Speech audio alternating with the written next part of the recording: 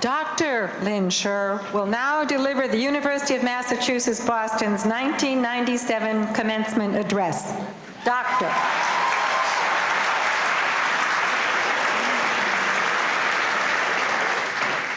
Oh, my parents would have been so proud, one doctor in the family at last. President Bolger, Chancellor Penny, Your Majesty, members of the class of 1997, you deserve it, and the entire UMass family. And by the way, Nathan. I'm really taken with Nathan. Thank you so much for inviting me to share in this extraordinary day. It was worth it alone to march in here with Donna Summer and Mo Vaughn and Queen Sylvia. But today, you are the stars. I know who you are, and I know exactly what you're doing right now. I know because I saw the cover of this week's New York magazine. New Yorker magazine, I beg your pardon. It's a bird's eye or maybe a spy satellite's view of a group of students capped and gowned at their own graduation ceremonies. Presumably, the speaker is up front lecturing her or his heart out at the podium. Here is what the members of that class of 1997 are doing. One young man is working on his laptop computer. Another is signing the yearbook. A third is dribbling a basketball. Just in front, a young woman is showing off her engagement ring to a classmate who is drinking a cup of coffee. A student up front is counting the graduation money he has just received from a loving relative. And two kids in the back row, I promise you, are playing strip poker. Well, you get the picture, and so do I. So with a clear sense of my competition and great respect for my challenge, I promise to keep this as brief as possible and to try to keep you engaged. Yes.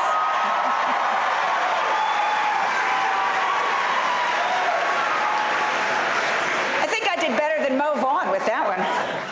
Mostly I promise to tell you the truth about what you're going to find out there and how to make the most of it. I'm acutely aware of my responsibility today because I have absolutely no recollection of the speech that was delivered at my own college graduation 34 years ago. Zero. That has always been particularly disappointing to me since the man who delivered that speech was a journalist. And as I was going to be a journalist, I really did hope to learn the secret of success, or at least the secret of how to get a job at his newspaper. Unfortunately, I got neither. Whether because I wasn't listening or he wasn't telling, both of which reflect the very dreary state of expectations for women at that time. When I graduated from Wellesley in 1963, women weren't supposed to have careers, we were supposed to marry them. The perennial joke at my alma mater concerned the college motto, non ministrari sed ministrare. For those of you without a Latin degree or a Wellesley relative, I will tell you, it means not to be ministered unto, but to minister, or not to be passive, but to be active. Thousands of cynical students reinterpret it more realistically. Quote, not to be ministers, but ministers' wives. My class captured the feeling further with a spoof that showed graduates in training not to be diplomats, but diplomats' wives. You will no doubt sleep more soundly tonight knowing that Madeleine Albright was not in my class. The real world only reinforced that attitude. When I got to New York and started job hunting, the doors were all slammed against female applicants. Like all of my pals, I was told by most news organizations that they just weren't interested in women. Time magazine and Newsweek routinely told us that as girls, and that's what we called ourselves then, we could get hired at what was called the clip desk, which means we could clip articles out of newspapers and stick them into files for the library. Boys who graduated with the exact same skills were automatically hired as junior writers. Glass ceiling, we weren't expected to raise our eyes above the pile of folders on our desks. As for television news, forget it. That was another exclusive men's club, invented by men, run by men, aimed at men. Extraordinary as it may seem, it never occurred to any of us to question that attitude. That's just the way things were. In case you're interested, I started out in the magazine world because Condé Nast understood that women were very good workers who would not demand very high wages. Then I went to the Associated Press, which was at least slightly less threatened by female reporters than the rest of the media. I got into television in 1972 because another woman, another blonde I might add, was leaving. It was Channel 2 News in New York. Her name is Pia Lindstrom, and Pia, then a general assignment reporter, was quitting to have a baby. I quickly discovered that all the people being auditioned for her job had hair just like Pia's and mine. So I refer to it as the blonde seat at Channel 2 News. If you have to be female, they were saying, you'd better be blonde. It got better, but I was constantly reminded that working in television can be a very humbling experience. Those of you who want my job, and I know you're out there, had better learn to deal with some very hard truths. For instance, there was a time I was a local television reporter in New York. I got a call very early one morning to cover some new kind of miracle microsurgery that had performed at a hospital in Brooklyn. Well, I jumped out of bed, it was about 8:15 or something, threw on some clothes, met the crew, drove to the hospital, and as I was walking through the lobby, clearly a television reporter because I had my camera crew in tow, one little old man walked up to me, stopped me, looked right at me, and he said, "Say, aren't you Lynn Sherr?" Well, I stood up very proudly, and I said, "Yes, sir, I am." And he said, "You look better on television." I ran to the ladies' room and put on some makeup. By the way, when I left that job and had not been on the air for several months, someone actually stopped me on the street and said, "Didn't you used to be Lynn Sherr?" How does one respond? Then there was that other story I used to cover, which is the space program. Take the idea that space and space coverage are glamorous. You'll recall that shuttle liftoffs tend to take place at the crack of dawn or before, which means all of those anchoring the launches needed to be in place long before the sun even thought of rising. One time my husband came down to see the liftoff, and me, and found himself driving me to the press site in the pitch black of a humid Florida night, 2 o'clock in the morning. While he struggled to find the road, I went over some last-minute notes.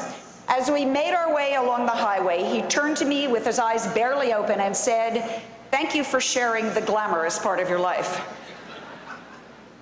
I know things have changed in television news, and I know somewhat there's a change, because today I get fewer requests for interviews on the subject of what's it like to be a woman in television news. It's a question I could never answer because I have no basis for comparison. Anyway, the question they now all ask is, what's it like being an older woman on television? I try to pretend I haven't heard the question. The way it used to be in the political world was equally crass. It was the mayor of New Orleans who once said of women's role in politics, "Women do the lickin' and the stickin' while men plan the strategy." The Republican campaign committee in 1972 was even blunter. Women in politics meant wives in politics, and their role was not even open to question. In a handy little guidebook called Advice to Wives of Candidates, they included such helpful tips as these. While your husband is speaking, watch him proudly. Never appear bored, even if you have heard the same speech repeatedly. Remember, your husband is in a conspicuous position before the public. And then in capital letters, never detract from him. A wife who seems overly ambitious, it went on, is detrimental to her husband candidate. Congresswoman Pat Schroeder of Colorado ran into the same mindset when she first dared to run for office that same year. Her response to critics became her motto, "I have a brain and a uterus, and I use them both."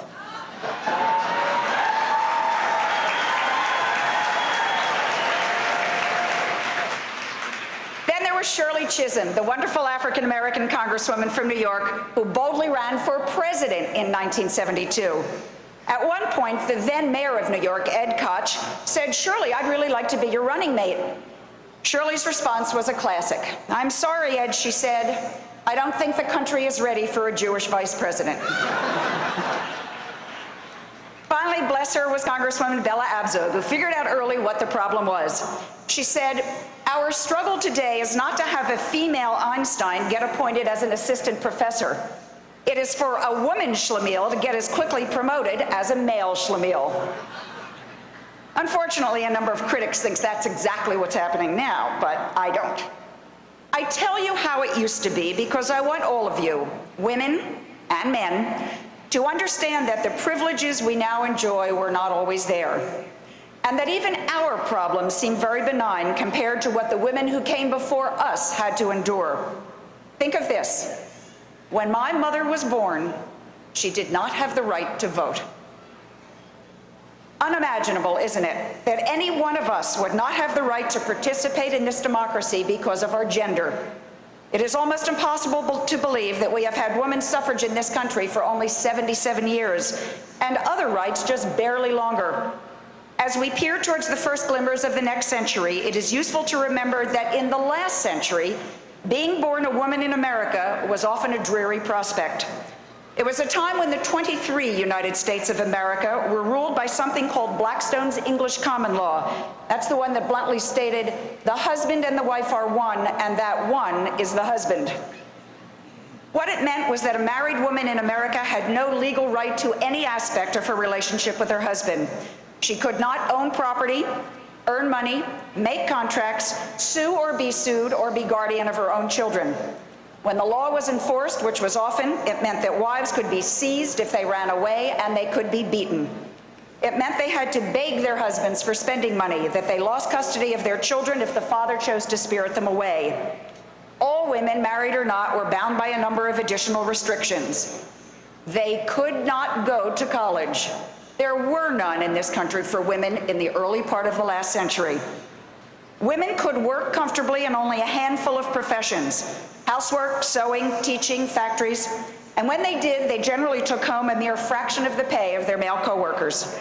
At the time, there were no licensed women doctors, no ordained women ministers, no women lawyers or elected senators, and of course, no woman could vote.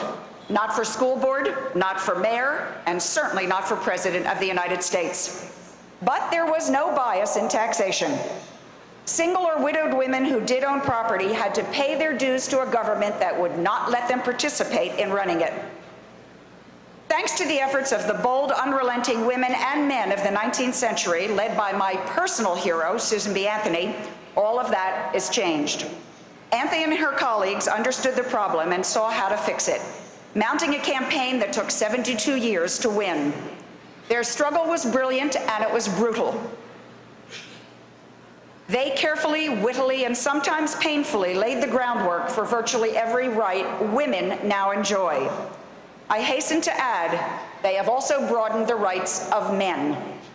Susan B. Anthony explained to a reporter about 100 years ago that the movement was about men too, because, she said, every man has the right to an intelligent companion in his sister.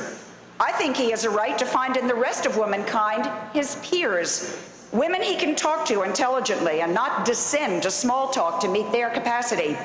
I think, she went on, a man has a right to a wife, a full-fledged woman, not a pet, not a canary bird, not a hothouse plant. In her own not-so-subtle way, Anthony said that men could only find that kind of woman once they had given all of us our rights. It's taken a bit longer to make it all work out, but the principle was sound. It meant men would no longer have to carry the burden of running the world alone. It meant that it might, indeed would be better for men if women were treated as equal partners. A few decades ago, some of my colleagues put it a different way. Women's liberation, they said, is men's liberation too.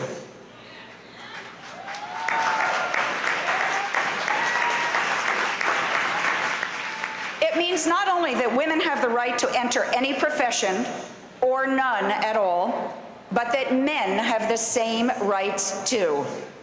It means women can be CEOs, that men can choose to stay home and raise the children. It means that women can shout and that men can cry in public.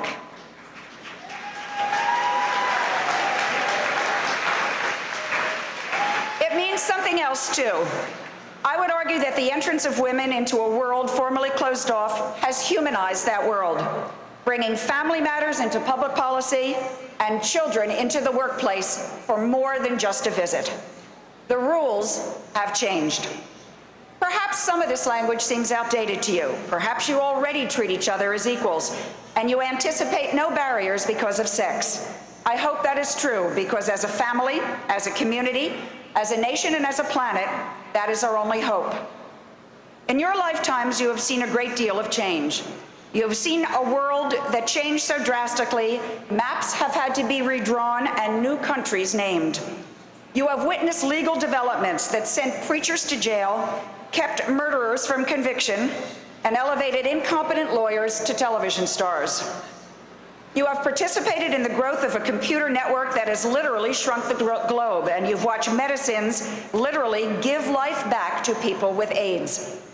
We have all seen the unimaginable horror of the slaughter of tens of thousands of civilians in Africa and Eastern Europe, the starvation of millions in Somalia and now likely in North Korea, and just this week, the eradication of an entire neighborhood by one terrifying tornado. But for all the political and economic and geographic and technological upheavals around the world, I think the most profound differences to come about during my lifetime are the social changes, the extraordinary shifts in attitudes and behavior that have altered the very way we deal with one another and the way we deal with our own selves. Put another way, it is the introduction of moral and social values into everything from medicine to foreign policy. Look at the new public attitudes towards smoking, seatbelts, physical fitness. I emphasize these are new. When I was in college, it was not only acceptable, it was chic to smoke cigarettes. When I was in college, seatbelts were only for airplanes, and airplanes were still a luxurious adventure. And when I was in college, working out was something you did to a problem. At Wellesley, I'm embarrassed to admit, we actually had to take a course that taught us how to get out of a car in high heels. Imagine. I don't think I ever learned. Look at the new lens on international relations. The nation's first female Secretary of State reports that women are stopping her on the street and saying that for the very first time they are actually understanding foreign policy because she has put a human face on it. An organization called the International Women's Health Coalition has found that a clear majority of American voters want to reshape foreign policy so that it emphasizes solutions to problems of poverty, environment, healthcare, education, human rights. They want to change the discipline we have always called national security to the far more fitting human security. This is not just about language. Call it what you will. The women's movement, feminism, the drive for gender equality, the battle of the sexes. I believe it has affected our lives more than any other development, and by that I mean all of our lives. We are all far better off when the links between our hearts and our agendas are made clear, when the teaching of our children and the quality of our air are given equal status with the level of trade pacts.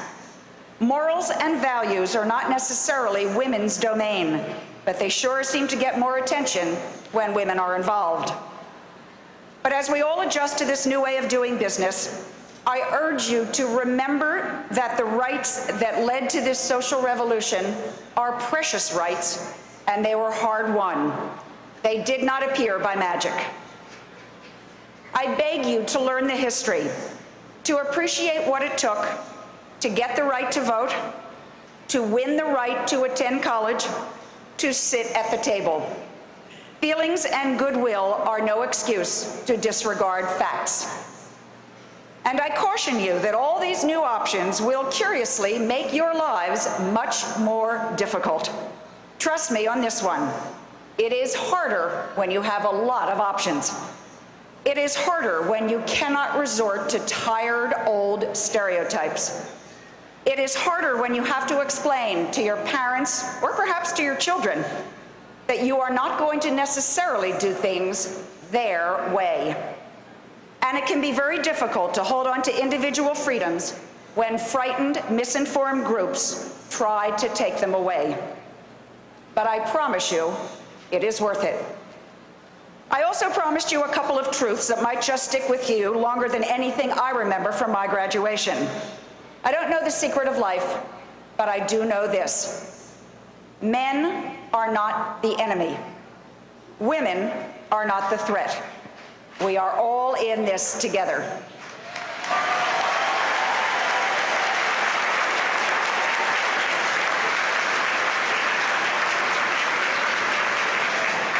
As for the secret about how to get that job in journalism, well, here's a little story that might help.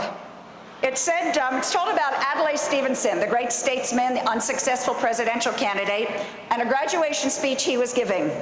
Although he was a great man of letters, it seems he didn't have anything written down because he hadn't been inspired. But when he entered the auditorium for commencement exercises, the sign on the door shone like a beacon. It said, "Push." And Adlai Stevenson knew he had his speech. So when the time came to talk, he told of racking his brain for a theme and how the key to a successful life had dawned on him as he came to the ceremonies. Without ever giving away his message, he wove a magnificent lecture around what he said was the center of it all. And then, with suspense building, he told the graduates that he had found his inspiration on the way into the hall. "Look back there," he said, "those 4 letters right up there on the door." And with all the young eyes turning to see, he realized with horror that from there, of course, the word on the door was pull. Welcome to the world. There is a new millennium coming. You'll be learning a lot more about it than you want to. Let me remind you what Susan B. Anthony said about the last one.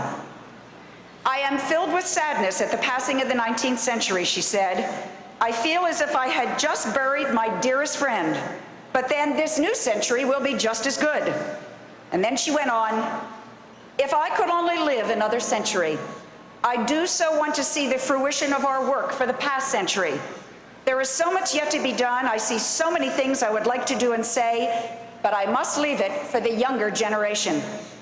We old fighters have prepared the way, and it is easier than it was 50 years ago when I first got into the harness. The young blood," she said, "the young..."